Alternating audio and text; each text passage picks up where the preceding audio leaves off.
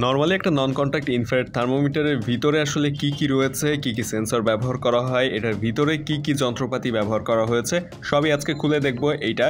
এবং এটা খুলে দেখার পরে আবার এটাকে সেট করে এরকম অবস্থায় নিয়ে আসা যায় কিনা সেটাও আমরা দেখব।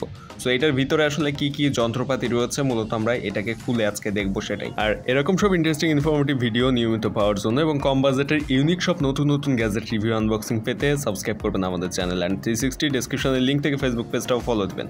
ফার্স্টে আমরা এটাকে খুলে দেখব। এর জন্য আমরা ব্যাটারি কম্পার্টমেন্টের উপরে যে অংশটা রয়েছে সেটাকে পুরোপুরি খুলে নিব। এরপরে এটাকে এটা থেকে আলাদা করে নিব, অর্থাৎ ইনফ্রারেড থার্মোমিটার থেকে আলাদা করে নিব।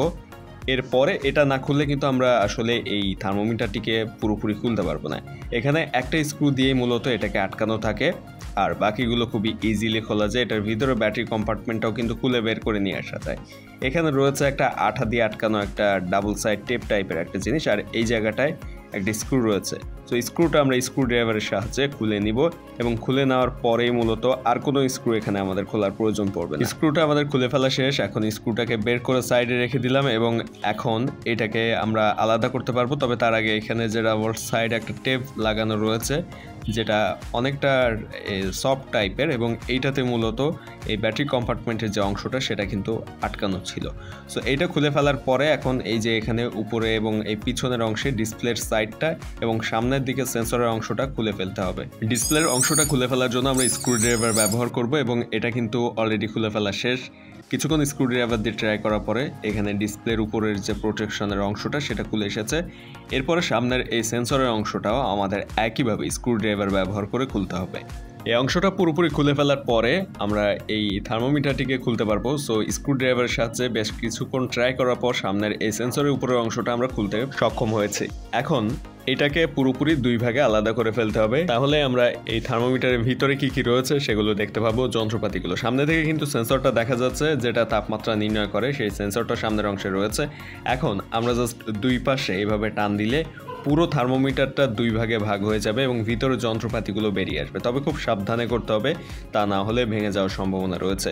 এবং ভিতরের যন্ত্রপাতিগুলো কিন্তু অলরেডি আমরা দেখতে পাচ্ছি খুবই সিম্পল, অল্প কিছু যন্ত্রপাতি রয়েছে। এখানে রয়েছে একটা ডিসপ্লে, এখানে রয়েছে মেইন বোর্ডটা। ডিসপ্লেটা যদিও এখান থেকে আলাদা করা যায়, এখানে দুইটি স্ক্রু রয়েছে, তবে এটা আমরা আপাতত আলাদা করছি না। এছাড়া এটা সামনের অংশে এখানে একটা সেন্সর রয়েছে যেটা তাপমাত্রা নির্ণয়ের ক্ষেত্রে ব্যবহার করা হয়, এবং এটা তাপমাত্রা মেজার করে দেন এই বোর্ডের সাহায্যে এটাকে প্রসেস করে ডিসপ্লেতে শো করে। এবং এখান থেকে ব্যাটারির সাহায্যে কানেকশনটা, অর্থাৎ ব্যাটারি পাওয়ার যায় এই বোর্ডে, এবং দেন এখানে যাবতীয় সকল সেন্সর এবং সকল ডিসপ্লে সহ সব কিছু রান করে। যদি আমি একটু ক্লোজলি দেখানোর ট্রাই করি তাহলে এটাতে ব্যবহার করা সব কিছু খুব সুন্দরভাবে দেখতে পাবেন। ডিসপ্লেটা কিন্তু খুবই ছোট, দেখতেই পাচ্ছেন এখানে। আর এখানে যে সেন্সর ব্যবহার করা হয়েছে সেখানেও একটা বোর্ড ব্যবহার করা হয়েছে, সাথে মেইন বোর্ডটার সাথে কানেক্ট করার জন্য বেশ কয়েকটা তার ব্যবহার করা হয়েছে। এখানে রয়েছে সুইচ এবং অন্যান্য যে সুইচগুলো রয়েছে সেগুলো। আর এই সাইডে রয়েছে ডিসপ্লেটার অংশ, আর নিচের দিকে ব্যাটারি কম্পার্টমেন্ট রয়েছে। এখন এটার ভিতরে কিন্তু খুবই কম যন্ত্রপাতি ব্যবহার করা হচ্ছে, অল্প কিছু। এখন এগুলোকে আমরা আবারও সেট করে আগের অবস্থায় ফিরিয়ে নিয়ে যাওয়া যায় কিনা, ব্যবহার উপযোগী করে তোলা যায় কিনা সেটা দেখব। এর জন্য আমরা এগুলো আসলে যেভাবে ছিল সেভাবে সেট করার ট্রাই করব, দেন আবার এটাকে সব কিছু সেট করে স্ক্রু লাগিয়ে আমরা এটাকে ইউজ করার উপযোগী করে তোলার চেষ্টা করব। প্রথমে এখানে সুইচটা আমরা সেট করে নিয়ে বাকি সব কিছু সেট করে দেন উপরের কাভারটাও কিন্তু এখানে সেট করে দিলাম, এবং এর পরবর্তীতে এটার সামনে যে সেন্সরের সামনের অংশটা এবং পিছনের ডিসপ্লের পিছনের অংশটা, এই দুইটা সেট করে দেন স্ক্রু আমাদেরকে আটকে দিতে হবে। তো আমরা সামনের এই সেন্সরের যে ক্যাপটা রয়েছে সেটাকে সেট করব। এখানে সেন্সরের উপরে আরও একটা অংশ রয়েছে দেখতে পাচ্ছেন। সো এইটাকে আমরা ফার্স্টে সেট করে নিব। তো এর জন্য খুবই সিম্পল ওয়েতে এখানে জাস্ট এটা ঠিকঠাকভাবে সেট করে সামান্য প্রেস করলে আটকে যাবে।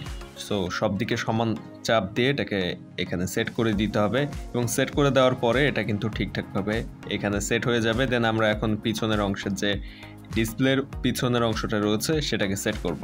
তো এখানে সুইচগুলো ঠিকঠাক জায়গায় সেট করার পরে জাস্ট সামান্য প্রেস করে দিলে সামনের অংশের মতো এটাও আটকে যাবে, এবং এটা আটকে যাওয়ার পর এখানে যে স্ক্রুটা রয়েছে সেটা দিয়ে দেওয়ার পর আমরা স্ক্রুটাকে টাইট করে নিব যাতে খুলে না যায়। সো এটা টাইট করার পরে আমাদের মোটামুটি কিন্তু এটাকে সেট করা কমপ্লিট হয়ে গিয়েছে। এখন আমরা এখানে ব্যাটারি দিয়ে চেক করব যে আসলে এটা চালু রয়েছে কিনা, ঠিকঠাকভাবে চলছে কিনা, আগের মতো চলছে কিনা এসব বিষয়গুলো দেখব। তবে ব্যাটারি দেওয়ার আগে ব্যাটারি কম্পার্টমেন্টের যে কাভার রয়েছে উপরের অংশটা সেটাকে আমরা সেট করে নিব এখানে, এবং তারপরে ব্যাটারি দিয়ে চেক করব আসলে এই মেশিনটা বা এই থার্মোমিটারটা আসলে আগের মতো চালু রয়েছে কিনা, চলছে কিনা, মেজারমেন্ট করা যাচ্ছে কিনা এসব বিষয়গুলো।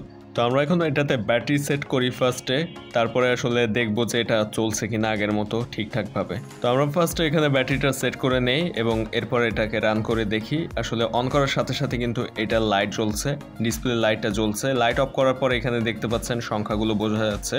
যদিও লাইট অন করা অবস্থাতে ক্যামেরায় ততটা ভালোভাবে টেম্পারেচার দেখা যাচ্ছিল না, তবে ডিসপ্লে লাইট অফ করার পরে দেখতে পাচ্ছেন সঠিকভাবে টেম্পারেচার এখানে শো করছে। থার্মোমিটারটির ফুল রিভিউ ভিডিও আমাদের চ্যানেলে রয়েছে, চাইলে ভিডিওটা দেখে আসতে পারেন। এটা কিনতে চাইলে ডেসক্রিপশনে দেওয়া লিঙ্ক থেকে অর্ডার করতে পারবেন।